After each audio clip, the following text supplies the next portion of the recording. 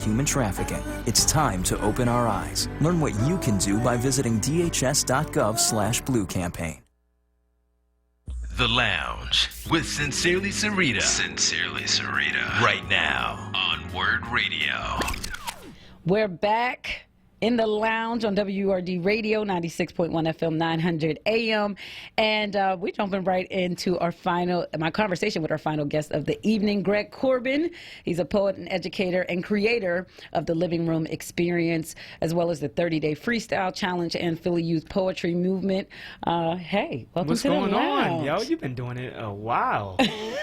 No, we're like been getting it in. 5 months, maybe. I was talking about the journalism piece, period. Oh, yeah. You don't play.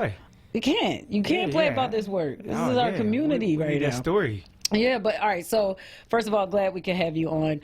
In your own words, let folks know who you are and what you do. Okay, so my name is Greg Corbin. I'm a poet. I'm an educator. You had that part right.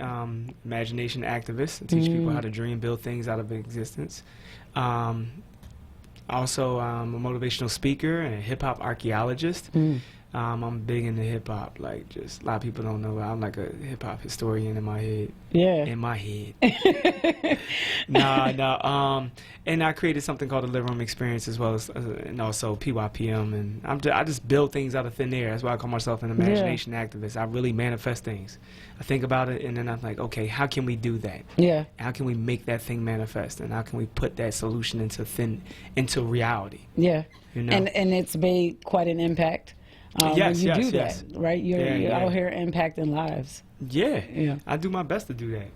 So, you may have heard the conversation that we've been having on the station about gun violence, especially this past weekend. And so, just want to kick it off because you, at least with this 30-day freestyle challenge, I've heard you speak on numerous topics, but I've always heard you be vocal about the black male experience, and working with our youth. And so just curious to get your take on what we see happening in our city right now. Well, first of all, please enlighten me on what happened over the weekend. Give me the statistics. Oh, absolutely. I really, and what's sad is that the news is so programmed to damage our spirits, and the first 10 minutes is really meant to enforce unbalanced propaganda that always makes black and brown folk look a certain way. Not all the time, but most of the time when I turn on the news, I'm seeing people who look like me in the most derogatory ways, or the most degrading ways. And it never reflects the environment. Like it's like it reflects the environment, but nobody's really saying, the circumstances are the reason why the news is moving like this. Gotcha. And I just think, so that's my opinion as far as media goes sometimes. Not all media, but some media. Yeah. So what happened is over the weekend, in the course of 2 days, 28 people were shot in 19 separate shootings, and at least 5 of them passed. Sunday night, 9 people were shot within 9 minutes. So 9 of those 26 were shot within a time span of 9 minutes. And so on the show today, we really just kind of been talking about, I do questions of the day. And so with the question of the day, it was what's one step we can take as a community to decrease gun violence in Philly? And really looking at this from a solutions-based focus. And so listeners have been calling in all throughout the show, kind of offering their ideas, their proposed solutions, action steps that we can take. And so given the work that you've done in the community, especially working with our youth, that's why I wanted to see, hear you chime in on, what we're experiencing right now. I think this is nothing new. Let's just put that in the air. Okay, we like to run to the problem. We like to run to the wounded environment scenario. We love those things. When we have these statistics that pull out like that, that reminds me of Chicago, like July 4th, 3 or 4 years ago in Chicago, when they had all these people who just got shot over the July 4th weekend. Yeah. I think it's an anomaly, that's for sure. But I think it also tells something about our environment and where we live at, right? First thing I would say is this is repetitive, unfortunately, in urban communities where there is a lack of opportunity. Communities are under-resourced. There is disenfranchised people who are struggling with trauma. There's a breakdown in family that goes back beyond you know, beyond the crack era in the 80s, in the 70s with the heroin. You know, we could talk about the dehumanization process of people of color in this process, in this country, that's for years. So we're dealing with a lot of PTSD, or Joy DeGrasse, she puts it, post-traumatic slave syndrome. You know, there's a lot of that. But just to bring it, level the conversation in real-time scenarios and things that we can do right off bat is we have to start having conversations around what conflict resolution looks like for our young people. We also have to address what does emotional intelligence looks like, because a lot of this stuff is people acting before they think. Right. And if I could think before I act, I may cut down on some of the impulsive behaviors that create outcomes that are damaging for community, are damaging for public safety, take away lives. And so I think that's one of the places we can really, really start. But I also think we're at a place now with the breakdown in family that's been happening over the last 30-something years at a rapid pace, that we're at we have to pick up the village mentality again, because there are a lot of fathers missing. And that's not by mistake. That's by design. History will tell you it's by design. The statistics are very clear what happened in the 80s and how many fathers were in and out of the household because they started hustling, started getting caught up in the drugs, getting caught up in the violence and the street entrepreneurship, I would say. And so we're looking at the residual impact of that. These children are starting to have their own children. And there's a cycle that's happening, and it's not everybody being affected by it, but there is a lot of historical context that's missing from this conversation. And unfortunately, in our communities, a lot of us are not well. Even the people who are functional, we're not fully well. We're not fully healthy. You know, we're not fully mentally stable. We're not fully emotionally well. And so I think there's a lot of things that's going missed. So for you as a black man, what was the process, or what has the process to healing and to embracing wellness, to owning wellness, what has that been like for you? It's been one of the most courageous things I've ever done.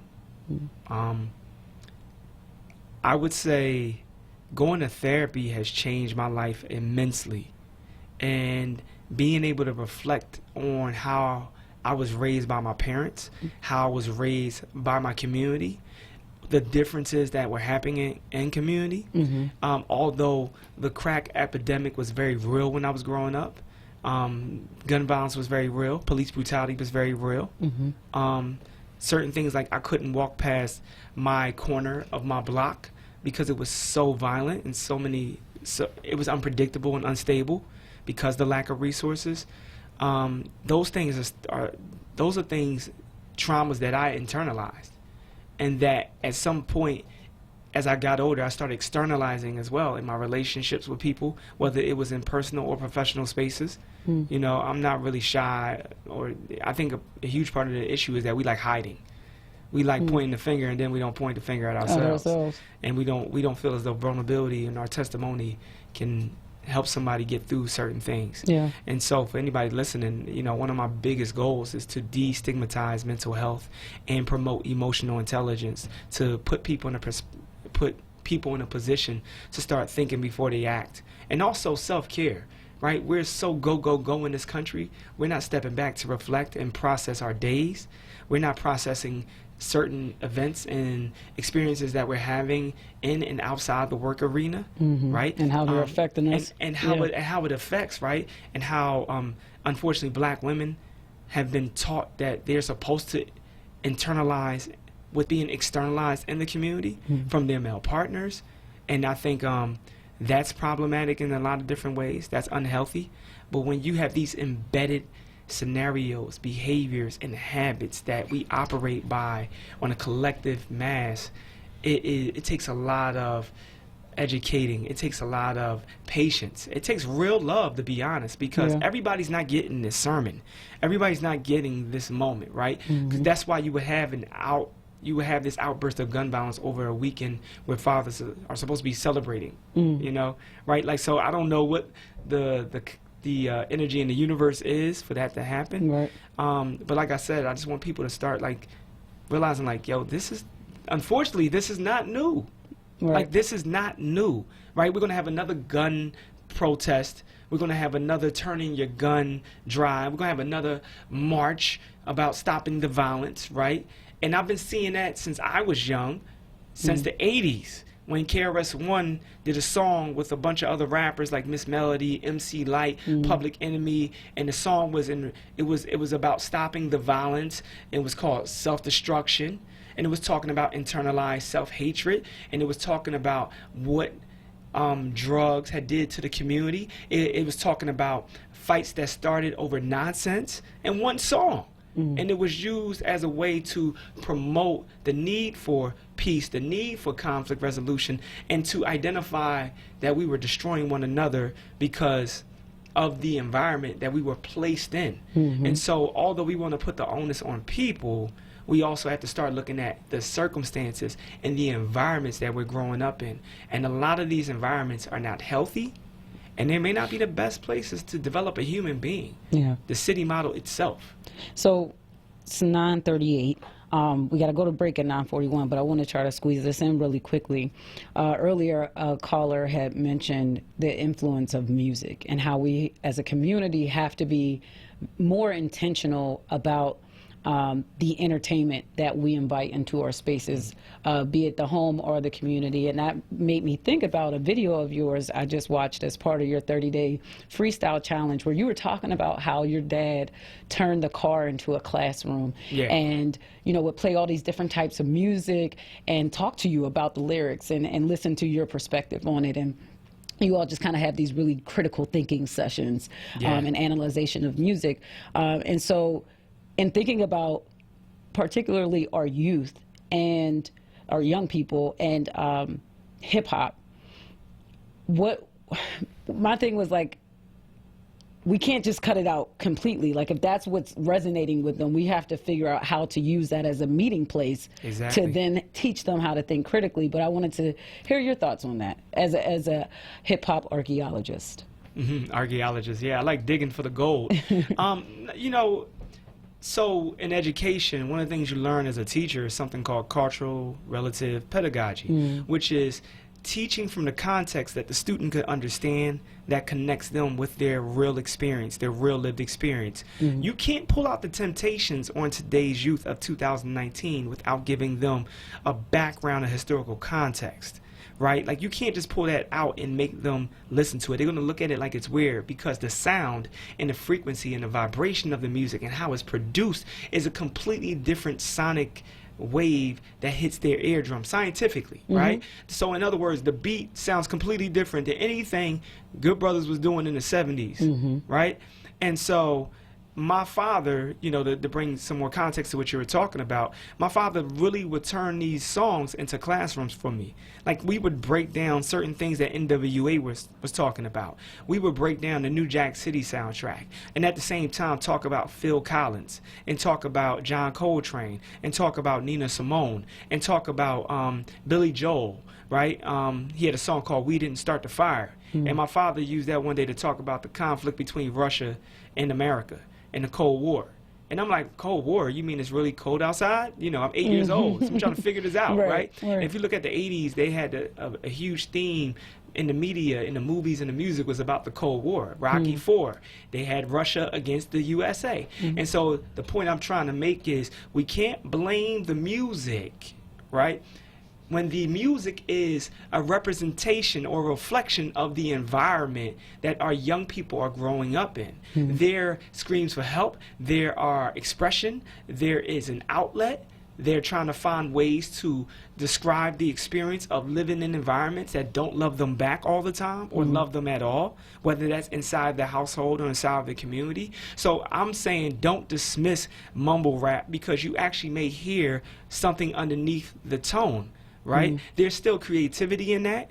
And I'm not saying I like it all, but what I'm saying is, out of the humility as an educator, as an adult, or as a mentor, I have to meet them where they are if I want to make impact. And that's what I learned from my father. I have to meet my children where they are in order for me to be effective as a role model or as a parent. Yeah, good stuff. And listen, loves, definitely chime in on that conversation, on this conversation, and let me know your thoughts. Let us know your thoughts about music and how do we use that as a way of meeting our youth where they're at. Do you feel like hip hop, like we just need to throw hip hop away? Like, is it that deep? Has it gotten that bad in your eyes that now there's no value for it? Call in 215-634-8065 or toll free 866-361-0900. When we come back on the other side, which is our final segment, we're going to be chatting about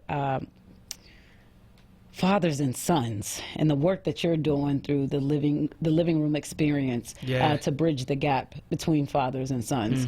So, loves, you definitely don't want to miss that. Shout out to all the fathers who are tuning in. We love and appreciate you. And you're in the lounge on WURD Radio, 96.1 FM, 900 AM. We'll be right back after these messages. Brothers and sisters! Don't miss The Source Weekdays 10 a.m. to 1 p.m. on Word Radio. WordRadio.com and the Word Radio app.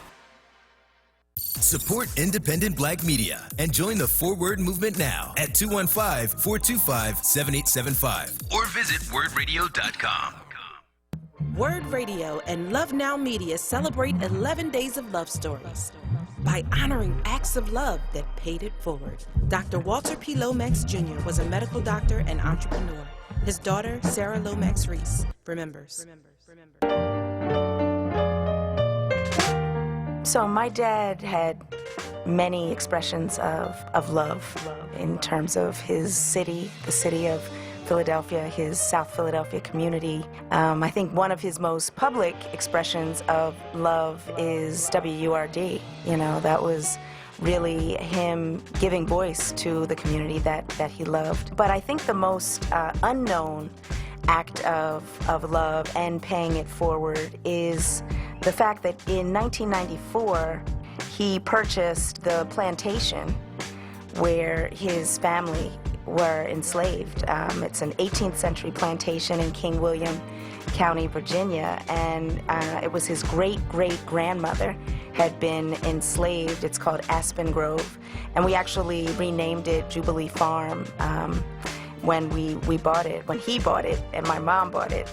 And they proceeded to purchase almost 800 acres around the house, and that was adjoining the plantation. So to me, that is just a beautiful kind of full circle experience and example of showing love for your ancestors, showing love for your family, and showing love for the future, because this is something that is now a part of our family's legacy that we really cherish and are nourished by. Love Stories, because love fuels the work. Share your love story at wordradio.com or lovenowmedia.com. Love Now, pay it forward. The Lounge with Sincerely Sarita. Sincerely Sarita. Right now on Word Radio. And I'm back with Greg Corbin. He's a poet, educator, and creator of the Living Room Experience, which we're actually about to talk about. Father's Day has just passed. Shout out to all the fathers out there. And I saw on, Greg, on your Instagram, at Greg Corbin Speaks, number one, learned about a little bit about the Living Room Experience. Right. But also that you have a free event coming up on June 22nd that's specifically targeting fathers and sons and bridging the gap between the two, which, of course, are... Shout out to all the fathers. This isn't saying that there aren't fathers out there who are doing the work, right, and being in their children's lives. But it sounds like there's room for healing, right, and room for us to strengthen that relationship, to strengthen that bridge, and that's what you're trying to do with this. So why don't you tell us a little bit about the Living Room Experience and why this focus on fathers and sons? Okay, so let me start with the Living Room Experience itself. Why did I call it the Living Room Experience? Last summer, towards the end of the summer, I started inviting brothers over to do men's circles. And I was facilitating the conversation in a way around topics building the curriculum around it, finding these creative ways to engage conversation from young brown and black men, period, right? And then I said, okay, I need to expand this. This needs to become a more intergenerational thing. So you would find anybody who was 19 years of age to somebody 75 in my living room every other week, up to almost 18 people every week, right? The lowest number I think I've ever had is maybe 9 people, right? And so you can't invite everybody into your living room. So then I was like, whoa, wait a minute. There's something powerful happening here, because we were having conversations that you just can't have on social media. And you can always bend the arc of the conversation into a space where it could be about solutions as much as it was an outlet. Right. And so what I thought about was black men specifically do not feel safe in their jobs, on the streets, and sometimes in their own households, in their relationships.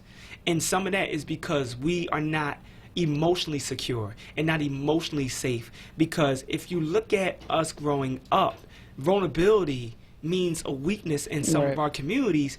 And so prime example for that, I remember my father, right?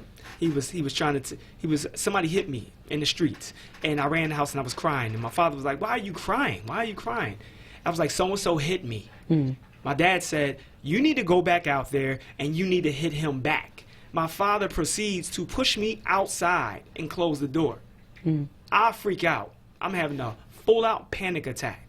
My father opens the door. My mom was like, why are you doing this to that boy? And my father was like, I don't even recall what he was saying. I was so hysterical. And what my father did in that moment, he created a dynamic that made me feel like if I didn't fight or I didn't handle conflict in the way that he deemed as a responsible way, right, then I was a disappointment. And so when things would happen in the streets, whether it was bullying in schools or me being sucker punched, I would never have a safe space to come home and share that experience with my father. And now as an older adult, you get like, oh, my father, the streets are vicious. He's trying to protect me from something. But what my father did is he created a dynamic in our relationship where there was silence from me and silence from him because he didn't know any better. His era did not teach them about emotional intelligence. My father was coming out of gang war. My father was getting off the streets of selling weed and whatever else, right? My father is a survivor of a lot of things that were happening in the 60s and the 70s. And so taking that angle of thinking, my father's like, I need to protect my son, and the only way I can protect my son is to teach him that I'm not always going to be around to protect him. But what he did, but what he did is he created a position for me to repress my emotions. And so I go into schools and I do this work and I ask young men, how many of you have ever punched a wall? 90% of the room's hands go up. And what I say is, me too. Yep, I've done that too. I punched a wall. How many of y'all familiar with sheetrock? Oh, hands go up. It's something powerful about sheetrock because it doesn't hurt you back. You could punch sheetrock and it'll fall apart. It makes you feel like you're powerful. And so I remember in high school, I would have these outbursts where I would just punch something in front of my mom and my dad when they would get on my case. And a lot of it was repressed anger and rage that I never had the opportunity to share with my parents. Because for my father, I felt like I would be the disappointing son. For my mother, I felt like she couldn't handle the conversation. And so, I mean, this definitely sets the stage and it puts into context the event that you have coming up with the with the living room experience, which is focusing on bridging the gap between fathers and sons. So I want to make sure we plug that before we actually got to get out of here. Let us know a little bit about, when that event is happening, what people can expect. Yeah. So, it won't be just dialogue. It'll be, experiential learning. There'll be a small team building exercises. Like you're going to have an experience, not just the dialogue or the classwork type of Bob. One of the things I've learned as an artist is that when you can get people moving and it's kinesthetic and they can feel it in their body, they're able to remember it and it stays with them longer. The learnings and the wisdom stays with them longer. And one of the things you want to do when you're facilitating conversations or any educational experience is make sure that people have their own epiphanies. You don't want to tell the entire lesson because if you give them the lesson, they won't cherish it as much. Not to say they're unthankful, but when I can get to a place on my own own and experience my own epiphany, I carry that wisdom with me longer, Right. and I'm able to give that wisdom and that gold to somebody else with a more passionate heart and a more present mind. And so what the living room really encompasses to accomplish, I would say, is to bridge the gaps around emotional intelligence with some of the practices and exercises we'll be doing. Also create a space where there's self-care and communication strategies that will be provided. There'll be therapists in the room as well, social workers in the room as well. I have a great support system around me with this. But also that getting at the intergenerational bridge building, but at the same time addressing the intergenerational trauma and bringing solutions that are healing centered and not just dwelling on the trauma. See, we at this time in history where the last 15 years, and me coming from a nonprofit background and educational background, one thing I noticed is that they constantly made sure that we were informing youth and practitioners around trauma. You're going to be trauma informed. You're going to be trauma informed. Well, what does it mean to inform somebody of their trauma? Give them information about their trauma without helping them gain healing modalities or health and coping mechanisms. And so what that's done at the same time with all this digital information that we've gotten, and not to mention the first generation that's had digital access with an abundance, they are the trauma-informed youth who are now becoming adults. And so they're struggling with their own healing because all they've been taught, not all, a lot of them been taught and mastered the lens of identifying their trauma, but It's the work of actually healing not from the really trauma. seeing the healthy coping mechanisms because they don't know them to exist. And I was one of the educators championing it on because you do these things because the grant money tells you to, right? So then that's a whole bigger discussion about how irresponsible a lot of us were put in positions to be. And so this is one of those ways I'm making an amends. I was about to say, then you doing hella responsible work at this point, and especially focusing on fathers and sons. And so is that who you're looking to come out to this event, is fathers and sons? For me, the fathers and son, the father and son was really a response to the Father's Day, right? And it was like, wait a minute, every father, not every father, but a lot of fathers have the privilege and the opportunity to be a son. And what did they remember when they were being raised? And so the experience, you don't have to have a son to come to this. You can be a father figure, a mentor, a role model to come to this. You just need the RSVP because there is a cutoff limit and slots are filling up. But as far as the sons, make sure your sons are 14 years of age and up, because the conversation is going to be mature to a certain degree, and certain things are going to be opened up. Gotcha. Right? And so June 22nd, this Saturday, 1:30 to 5 p.m., 1501 Cherry Street at the Friends Center, we'll be doing this. This is the first public living room experience. And why I call it the living room experience, because it started in my living room. But the other thing is that we all have compartments we walk around in life with, and we have to ask ourselves, what are we putting in our spirits? What are we putting in our own rooms? And so in the living room, you're going to find life. You're going to find transformation. You're going to find opportunity. You're going to find solutions. You're going to find support. And there's nothing like fathers learning from each other. All right, well, let folks know where they can RSVP at, because I got to get ready at my limit. Right now, thank you being at your limit. Right now, I would say the best bet is to, go to my Instagram page or my Facebook page.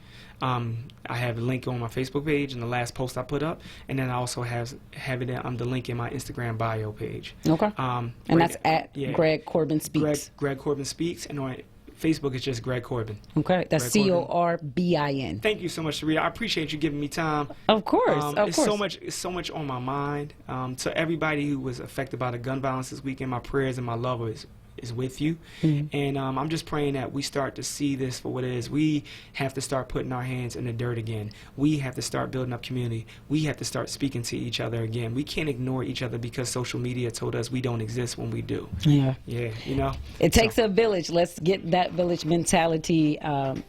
Embrace it back, y'all. Scary, shout out to my guests today. Some amazing men. Mondays we reserve for